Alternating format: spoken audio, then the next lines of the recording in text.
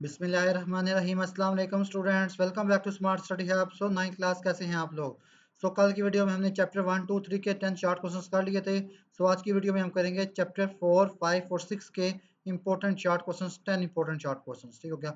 और ये वो शॉर्ट क्वेश्चन है जो आपके पेपर में लाजमी आएंगे। जो आपके पेपर में शॉर्ट क्वेश्चन आने वो इन्हीं में से ही आएंगे। तो ये चैप्टर वाइज आप करते जाइए तो आपको बहुत आसानी हो जाएगी और इजीली आपके रेडी हो जाएंगे। तो चलिए स्टार्ट करते हैं। पहला क्वेश्चन है हमारे पास, what is the difference between mole and Avogadro's number? Avogadro number और मोल के दरमियान क्या फ़र्क है?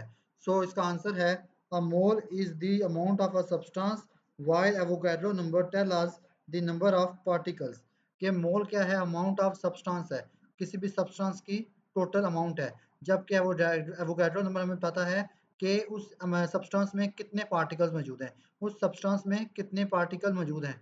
सो 1 मोल की वैल्यू होती है 6.02 इंटू 10 टू 10 की पावर 23 पार्टिकल्स। एक मोल में 6.02 पार्टिकल्स होते हैं। ठीक हो गया? आई होप आप लोगों को ये क्वेश्चन समझ आ गया होगा।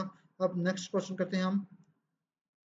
क्वेश्चन नंबर 2 है, why is breaking of a bond is an exothermic endothermic process? कि किसी भी बॉन्ड को जब तोड़ा जाता है तो उसको एंडोथर्मिक प्रोसेस क्यों बोलते हैं? सिंपल सा आंसर है कि energy is required to break bonds between atoms. कि किसी भी एटम को तोड़ने के लिए, कि किसी भी एटम के बॉन्ड को तोड़ने के लिए हमें एनर्जी चाहिए होती है। हीट इज एब्जॉर्ब्ड, कि हीट यूज होती है, मेकिंग इट एंडोथर्मिक, जो इसको एंडोथर्मिक बनाती है, जो इसको क्या करती है? एंडोथर्मिक बनाती है। जब भी किसी बॉन्ड को तोड़ा जाता है तो उसके लिए क्या चाहिए? ताकत चाहिए, एनर्जी चाहिए। वो एनर्जी क्या है? हमें हीट की सूरत में देनी पड़ती है, एब्जॉर्ब करनी पड़ती है। वो इसलिए क्या है? एंडोथर्मिक प्रोसेस से जब भी एटम के बॉन्ड को तोड़ा जाता है। फिर हमारे पास क्वेश्चन नंबर 3 है, what is the difference between enthalpy and enthalpy change? के इंथैल्पी और इंथैल्पी चेंज में क्या फर्क है? आंसर इसका, enthalpy is the total heat content of a system. Enthalpy क्या है? टोटल हीट है। जितनी भी सिस्टम में हीट लगी, किसी रिएक्शन में जितनी भी हीट लगी, उसकी टोटल अमाउंट है इंथैल्पी। जबकि इंथैल्पी चेंज क्या है? इज द हीट एब्जॉर्ब और रिलीज ड्यूरिंग अ रिएक्शन। किसी भी रिएक्शन के दौरान कितनी हीट एब्जॉर्ब हुई और कितनी हीट रिलीज हुई, वो उसका क्या नाम है? डिफरेंस है। इंथैल्पी चेंज क्या है? उसका डिफरेंस है। ठीक हो गया? इंथैल्पी क्या है? टोटल हीट कितनी यूज हुई, और इंथैल्पी चेंज क्या है? कितनी हीट हमारे पास इसका डिफरेंस आया, अब्जॉर्ब कितनी की और रिलीज कितनी हुई। नेक्स्ट क्वेश्चन है हमारे पास, question number 4, how is dynamic equilibrium different from static equilibrium? Dynamic equilibrium static equilibrium से कैसे मुख्तलिफ है? आंसर है इसका, in dynamic equilibrium reactions continue at equal rates. Dynamic equilibrium में क्या होता है? रिएक्शंस इक्वल रेट्स पर कंटिन्यू होते हैं। ठीक हो गया?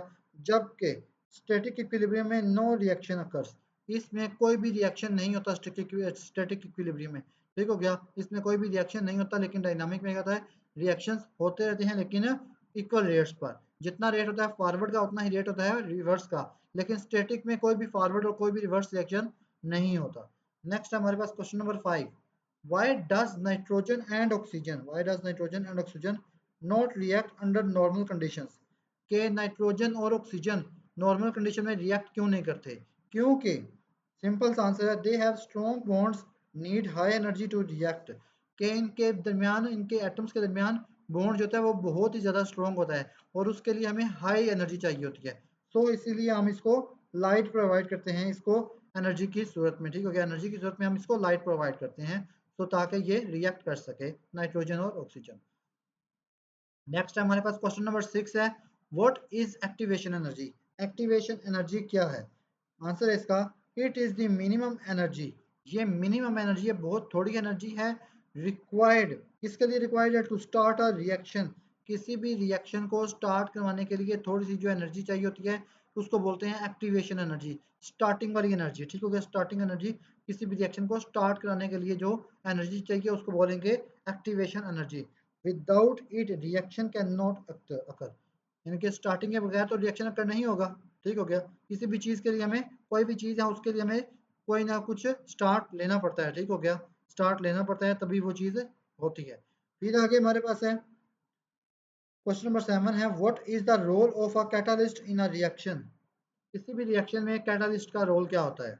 आंसर इसका, catalyst speed up reaction by lowering activation energy. अब एक्टिवेशन हमने एनर्जी पढ़ी कि क्या होती है, स्टार्ट वाली एनर्जी। किसी भी रिएक्शन को स्टार्ट कराने के लिए जो एनर्जी होती है उसको बोलते हैं एक्टिवेशन एनर्जी। सो कैटालिस्ट क्या है, ये एक्टिवेशन एनर्जी को कम करके रिएक्शन को बढ़ाता है, रिएक्शन की स्पीड को बढ़ाता है। And it is not consumed in the reaction, ये रिएक्शन में ये एनर्जी यूज नहीं होती, कंज्यूम नहीं होती, लेकिन ये सिर्फ एक्टिवेशन एनर्जी को कम करता है जिससे रिएक्शन की स्पीड बढ़ जाती है, उसको बोलते हैं कैटालिस्ट। फिर हमारे पास क्वेश्चन नंबर 8 है, why do reversible reaction not go to completion. जो रिवर्सिबल रिएक्शन होते हैं वो कंप्लीट क्यों नहीं होते? बहुत इंपॉर्टेंट क्वेश्चन है, बार बार एग्जाम में रिपीट होता है। आंसर है इसका, forward and backward reactions occur together. Forward और बैकवर्ड रिएक्शन इसमें होते हैं, पहले रिएक्शन फॉरवर्ड जाता है, आगे जाता है, फिर वापस आ जाता है, रिएक्टेंट से प्रोडक्ट बनते हैं, फिर प्रोडक्ट से दोबारा रिएक्टेंट बन जाते हैं, तो उसको बोलते हैं क्या, कौन सा रिएक्शन बोलेंगे उसको? Reversible reaction. And they reach equilibrium before completion. ये कंप्लीशन पर तो नहीं पहुंचते लेकिन इक्विलिब्रियम, उस स्टेट को बोल देते हैं इक्विलिब्रियम। किस उसको क्या बोलते हैं? जब रेट ऑफ फॉरवर्ड रिएक्शन और रेट ऑफ रिवर्स रिएक्शन बराबर हो जाए उस स्टेट को क्या बोलेंगे? इक्विलिब्रियम। नेक्स्ट हमारे पास, what happen to product concentration at equilibrium. Concentration at equilibrium में प्रोडक्ट के साथ क्या होता है? Product concentration remains constant. Concentration तो उसकी इक्विलिब्रियम का, इक्विलिब्रियम पे उसकी कंसंट्रेशन सेम रहती है, बिकॉज फॉर्मेशन और decomposition occurs at equal rates. Formation and equal decomposition occur at equal rates. कोई भी चीज़ बनती है और जब वो डिकम्पोज होती है या फिर डिकम्पोज से फिर फॉर्मेट होती है तो वो इक्वल रेट्स पर ही होती है। उसके लिए हमें मजीद कंसंट्रेशन, मजीद उसकी क्वांटिटी नहीं चाहिए। ठीक हो गया, किसी भी प्रोडक्ट की मजीद क्वांटिटी नहीं चाहिए जब वो इक्विलिब्रियम पर चला जाए। नेक्स्ट क्वेश्चन नंबर 10 है हमारे पास। क्वेश्चन नंबर 10 है, why is formation of a bond always exothermic.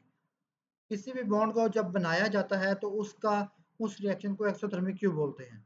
So energy release होती है जब बॉन्ड्स बनते हैं, तो एनर्जी क्या होती है? रिलीज होती है, तो इसलिए इस प्रोसेस को क्या बोलेंगे? एक्सोथर्मिक। तो ये थे हमारे चैप्टर 4, 5, 6 के 10 शार्ट क्वेश्चंस।